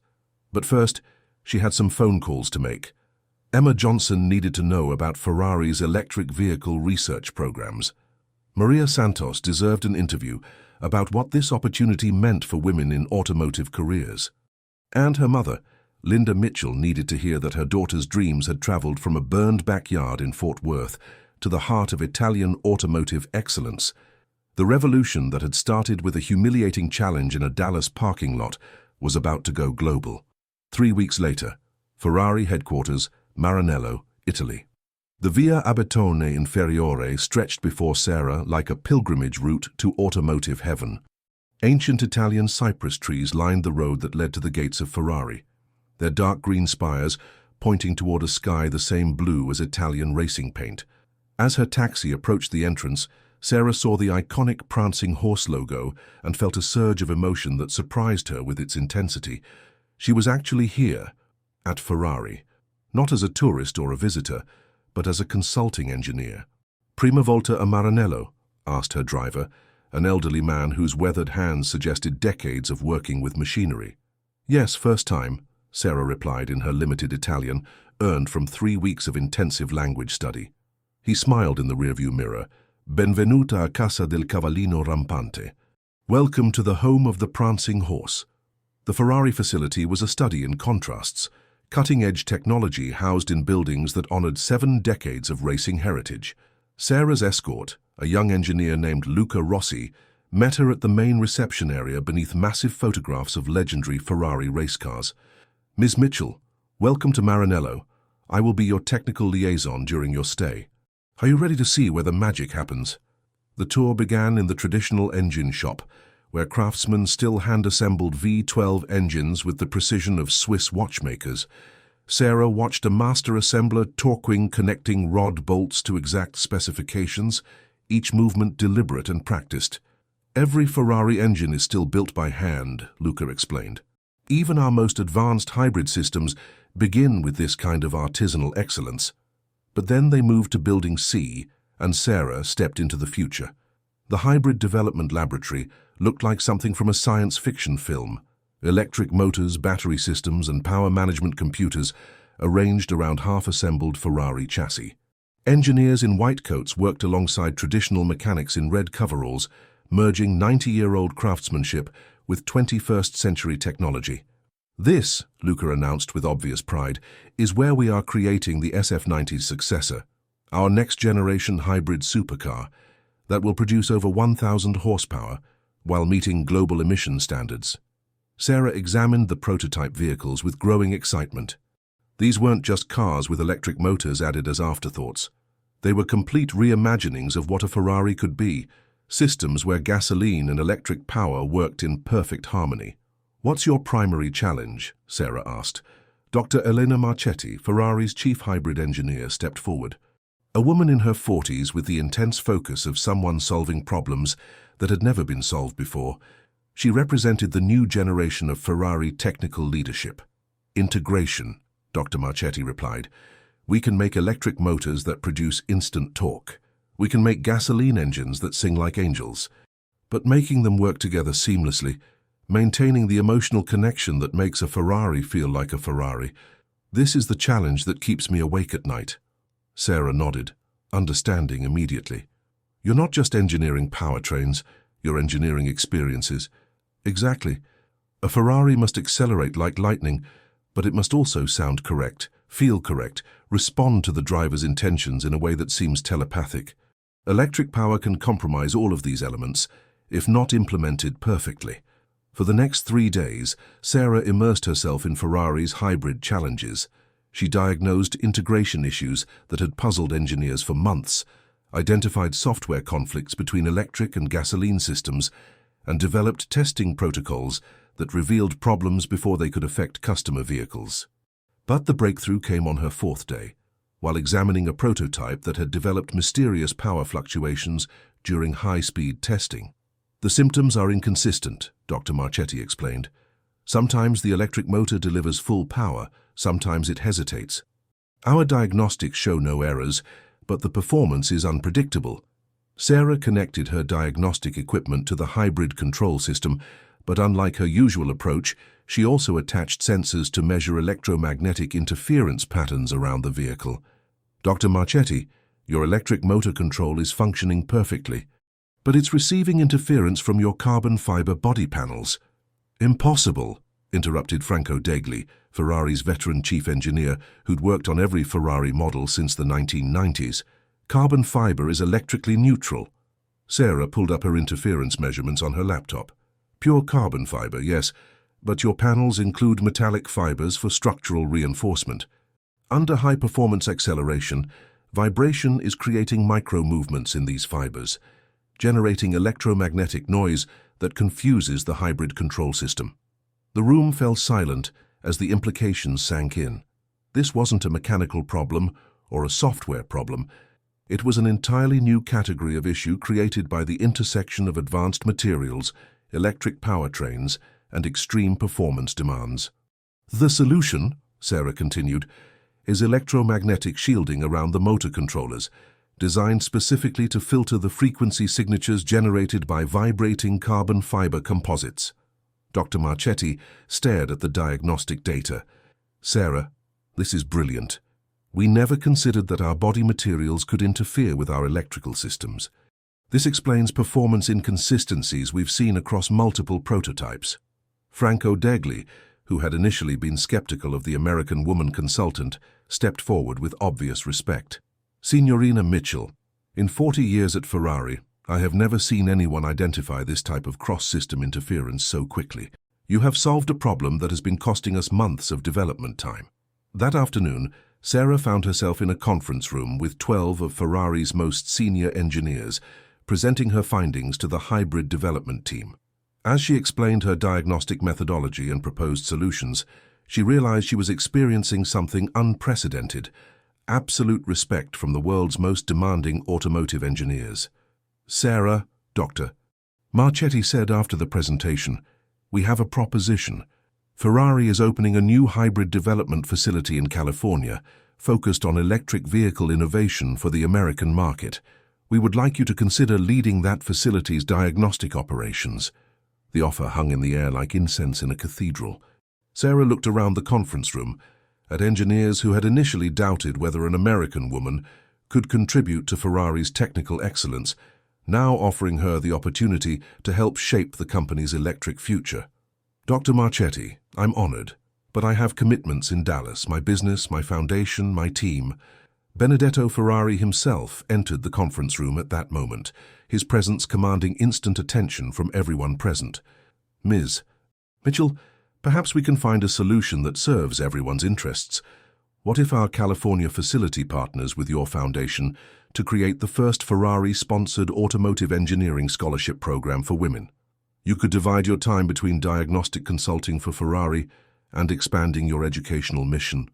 Sarah felt the weight of possibility settling over her like a blessing. "Mr.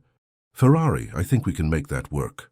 That evening, Sarah walked alone through the streets of Maranello, past restaurants where mechanics and engineers gathered to discuss the day's challenges, past shops selling Ferrari memorabilia to tourists, past the factory where her childhood dreams were being manufactured into reality.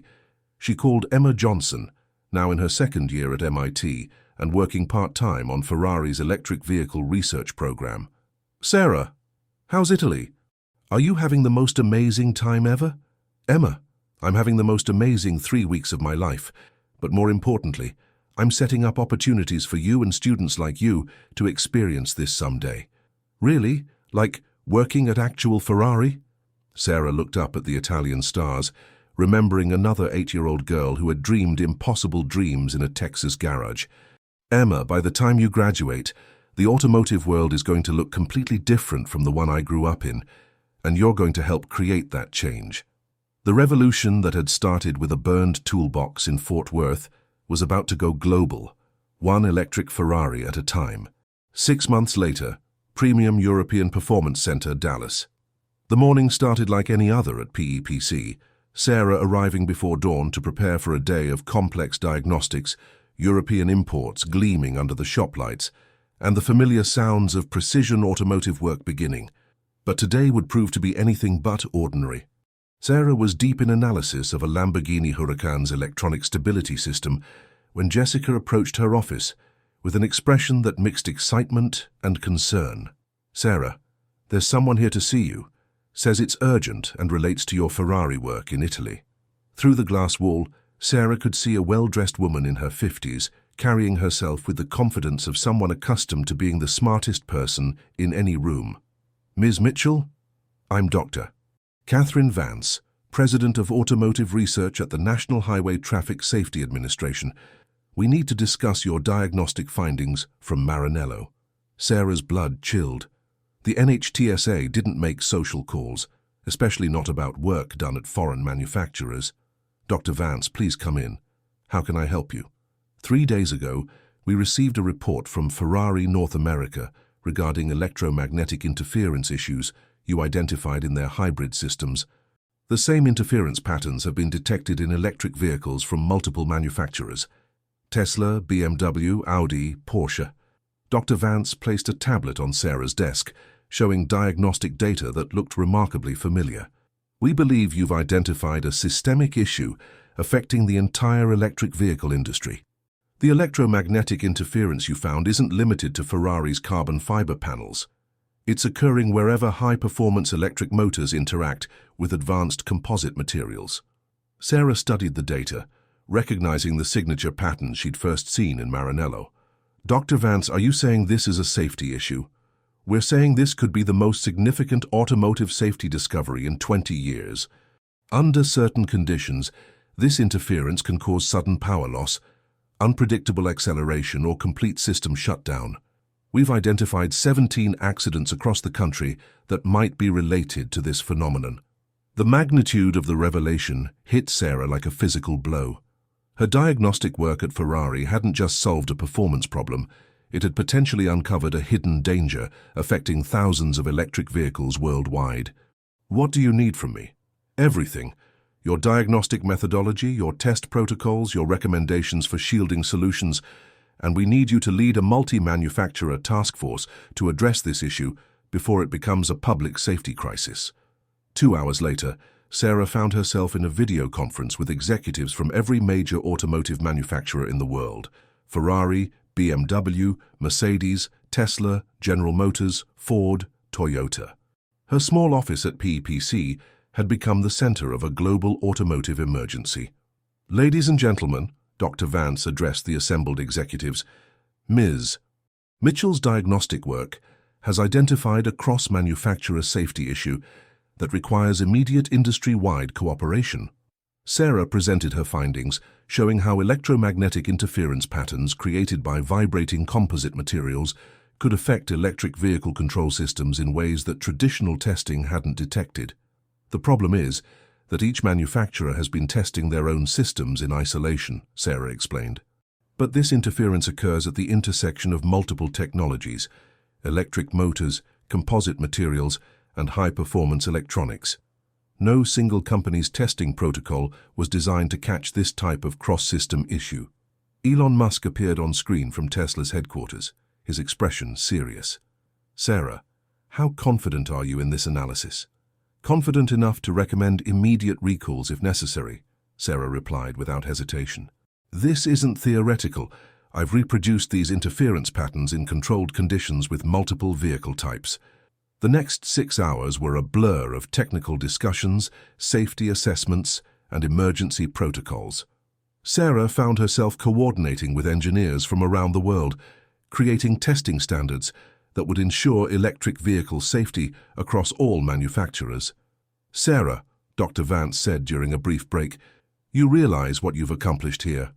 You've potentially prevented thousands of accidents and saved countless lives." But Sarah was thinking about something bigger than safety recalls or industry recognition. She was thinking about Emma Johnson and Maria Santos and Jessica Williams and all the young women who were watching this unfold, seeing that a woman's diagnostic expertise was being trusted with the most critical automotive safety issue of the century. Late that evening, after the emergency protocols had been established and manufacturers had committed to implementing Sarah's recommended solutions, Bob Anderson found her sitting alone in the shop. "Penny for your thoughts," he said, settling into a chair beside her. Bob, when you challenged me to fix that Ferrari 18 months ago, did you ever imagine it would lead to this? Bob shook his head slowly. I was just trying to humiliate you into admitting you weren't qualified.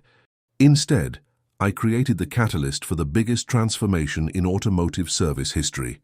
Sarah looked around PEPC at the diverse team of technicians who'd proved that excellence had no gender requirements, at the wall of thank you letters from satisfied customers, at the scholarship certificates representing hundreds of women entering automotive careers. You know what the best part is? Sarah said. Tomorrow, when little girls see the news coverage of this safety discovery, they'll see a woman being trusted with the most important automotive engineering challenge of their lifetimes. They'll grow up knowing that diagnostic expertise and technical leadership aren't male or female, they're just human. Bob nodded. You didn't just break barriers, Sarah. You eliminated them. The next morning, Sarah's phone rang at 6 a.m. The caller ID showed a Fort Worth number she recognized immediately. Hi, Mum. Sarah Elizabeth Mitchell. Linda Mitchell's voice was thick with emotion. I just saw the morning news. They're saying you might have saved thousands of lives with your diagnostic work. It's early, but yes, that's possible. Honey, I owe you more than an apology. I owe you recognition for something I was too scared to see when you were little. You weren't just playing with cars in that garage with your father. You were preparing to save lives. Sarah felt tears she'd been holding back for 35 years, finally flowing freely. Mum, I forgave you a long time ago. I just needed you to understand that my dreams weren't crazy. They were necessary. They were both, sweetheart. Crazy enough to seem impossible, necessary enough to change the world. As Sarah hung up the phone and prepared for another day of calls from international automotive executives seeking her expertise, she realized that her story was no longer just about overcoming barriers. It was about eliminating them entirely, ensuring that the next generation of engineers would be judged solely on their competence, creativity, and commitment to excellence. The little girl who'd watched her dreams burn in a backyard bonfire had grown up to become the woman who'd set the automotive world on fire with change, and the flames of that revolution would burn bright for generations to come. 2 years later, Women in Automotive Foundation headquarters, Dallas. The building that housed the Women in Automotive Foundation was a converted warehouse in Dallas's design district, its soaring ceilings and industrial architecture transformed into a gleaming center for automotive education and innovation. Sarah walked through the main floor, watching 50 young women work on everything from internal combustion engines to cutting-edge electric vehicle systems. Emma Johnson, now in her final year at MIT, was leading a seminar on hybrid powertrain integration for a group of high school students. Her confidence and expertise reminded Sarah of her own journey, but with one crucial difference. Emma had never been told she didn't belong here. Remember, Emma was explaining to her attentive audience, the goal isn't just to make cars more efficient, it's to create transportation that's sustainable, safe, and emotionally engaging. Engineering isn't just about solving problems, it's about improving lives. Sarah smiled, recognizing her own words being passed to the next generation. The foundation had grown beyond her wildest expectations, with corporate partnerships, government funding, and a waiting list of young women eager to enter automotive careers. Jessica Williams approached, carrying a tablet with the day's schedule. In 2 years, she had transformed from a hostile receptionist to the foundation's director of operations, her journey serving as inspiration for everyone who believed that it was never too late to follow authentic dreams. Sarah, the CBS News crew is here for the documentary interview. They want to film you working on the McLaren before the sit-down conversation. Sarah nodded, walking to the foundation's working garage where a McLaren 765LT awaited her attention. The car belonged to a collector who had specifically requested that Sarah perform its annual service, not because his regular shop couldn't handle the work, but because he wanted to support the foundation's mission.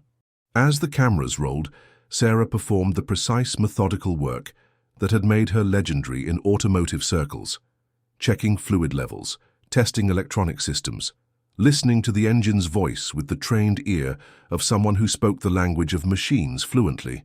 This is what people don't understand about automotive work, Sarah explained to the camera while adjusting the McLaren's suspension settings. It's not about being stronger or having different anatomy. It's about understanding systems, respecting precision, and caring enough about excellence to never stop learning. After finishing the McLaren service, Sarah moved to the documentary interview, conducted in her office overlooking the foundation's main floor.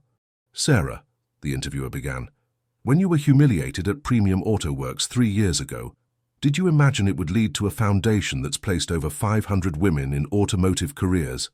Sarah looked through the window at the bustling activity below, students learning, mentors teaching, barriers dissolving one lesson at a time. "I imagined proving I belonged in that world. I never imagined I'd have the opportunity to prove that hundreds of other women belonged there too. What's been the most meaningful change you've seen?" Sarah considered the question carefully. "It's not the high-profile successes, though those matter. It's the cultural shift. 3 years ago, a woman walking into an auto parts store was automatically assumed to be shopping for her husband or boyfriend. Today, that same woman is just as likely to be assumed to be a professional mechanic. That change in default assumptions represents a fundamental shift in how society views automotive competence." The interviewer leaned forward.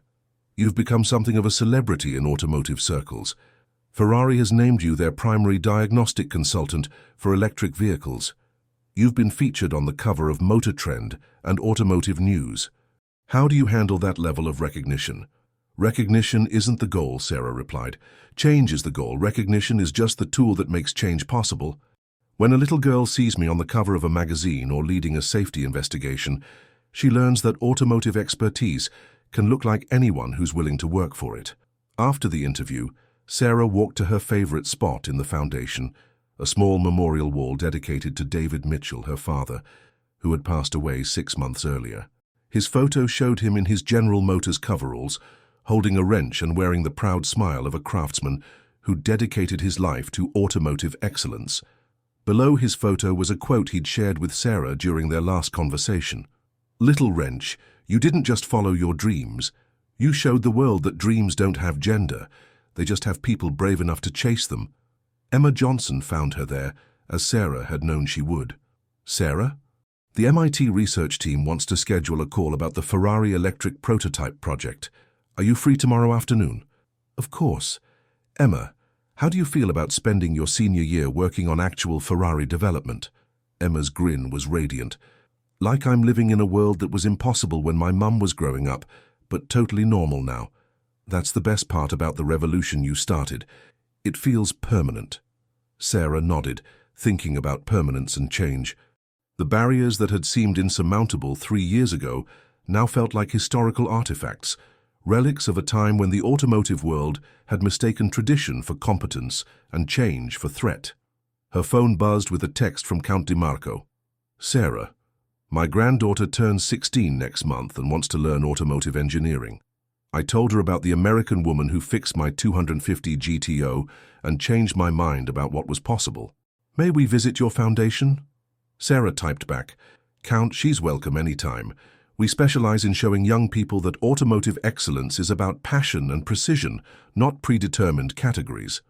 That evening, Sarah made her weekly call to her mother. Their relationship had been completely transformed, built now on mutual respect and shared pride in Sarah's achievements. "Honey, I saw the documentary preview online. They're calling you the woman who revolutionized the automotive world. That's a big title for someone who just wanted to fix cars and be treated fairly." Linda Mitchell's voice carried 3 years of evolved understanding. "Sarah, you did much more than fix cars. You fixed something in our culture that had been broken for decades. You proved that competence has no gender, that expertise can look like anyone willing to work for it." As Sarah ended the call and walked through the foundation one final time before heading home, she reflected on the complete transformation of her world. PEPC was thriving under Bob Anderson's leadership, with Jessica managing operations and Carlos mentoring a new generation of diverse technicians. The electromagnetic interference issue she'd identified had led to industry-wide safety improvements, preventing countless accidents. The Women in Automotive Foundation was creating pathways for hundreds of women to enter careers that had been virtually closed to them just a few years earlier. But the most profound change was cultural. The assumption that automotive competence was inherently masculine had been replaced by the understanding that it was inherently human, available to anyone with the curiosity, dedication, and persistence to master it. Sarah paused at the foundation's main entrance, looking at the inscription carved into the granite wall. Excellence has no gender, it only has people willing to pursue it. Below the inscription was a photo from that transformative day at Premium Auto Works. Sarah standing beside the Ferrari 488 GTB, wrench in hand, surrounded by the crowd that had gathered to watch her work. But instead of the hostile faces that had confronted her that morning, the photo showed expressions of respect, admiration, and understanding. The woman who had been told she didn't belong had created spaces where everyone belonged. The little girl whose dreams had been burned in a backyard bonfire had grown up to set the entire automotive world ablaze with change. And that fire would burn bright for generations to come, ensuring that no child would ever again be told that their automotive dreams were impossible because of their gender. The revolution was complete. The future was unlimited. And somewhere in a small town in Texas, an 8-year-old girl named Isabella was learning about engines from her grandmother, who had been inspired by Sarah's story to pursue her own delayed dreams of automotive expertise. Isabella's tiny hands held a wrench with the same wonder that Sarah had felt 30 years earlier. But with one crucial difference, nobody would ever tell Isabella that she didn't belong under the hood of a car. The cycle of inspiration had become complete, but more importantly, it had become infinite. Sarah locked the foundation's doors and walked to her truck, the same battered Ford that had carried her to that fateful confrontation at Premium Auto Works 3 years earlier. As she drove through Dallas toward her home in Plano, she passed dozens of automotive shops, dealerships, and service centers where women now worked alongside men, their presence no longer remarkable, but simply normal. At a red light, she noticed a young woman in coveralls filling up her service van at a gas station, her tool belt heavy with diagnostic equipment. The woman caught Sarah's eye and waved, a gesture of recognition between professionals who shared the same passion for automotive excellence. 3 years ago, that moment would have been impossible. Today, it was just Tuesday evening in Dallas, Texas. Sarah pulled into a driveway and sat for a moment in the quiet darkness, thinking about the journey that had brought her here. Every rejection, every humiliation, every moment of doubt had been necessary to create the strength required for revolution. Without the pain of being dismissed and underestimated, she might never have developed the fierce determination to prove that competence transcended every barrier society could construct. Her phone buzzed one final time, with a message from Maria Santos, the journalist who had interviewed her at Circuit of the Americas and had since become a successful automotive engineer herself. Sarah just accepted a position as lead engineer at Tesla's new diagnostic division. Thank you for showing me that understanding cars was possible for people like us. Sarah smiled, remembering her conversation with Maria 2 years earlier about wanting to be more than someone who just wrote about cars. Now Maria was designing the future of automotive diagnostics, another link in the chain of change that would extend far beyond Sarah's own achievements. As Sarah finally walked to her front door, she carried with her the satisfaction of knowing that her revolution had succeeded beyond her wildest dreams. Not because she had achieved personal success, though that success was profound, but because she had eliminated the barriers that had once seemed insurmountable. The little girl who had been told that her automotive dreams were impossible had grown up to make them inevitable for every girl who would come after her. The engineering revolution was complete, but its legacy was just beginning. In workshops and garages, in engineering schools and manufacturing plants, in boardrooms and racing circuits around the world, women were taking their rightful places as equals in the great human project of making machines that moved the world forward. And it all started with one woman's refusal to accept that competence had a gender, and her determination to prove that excellence belonged to anyone brave enough to pursue it.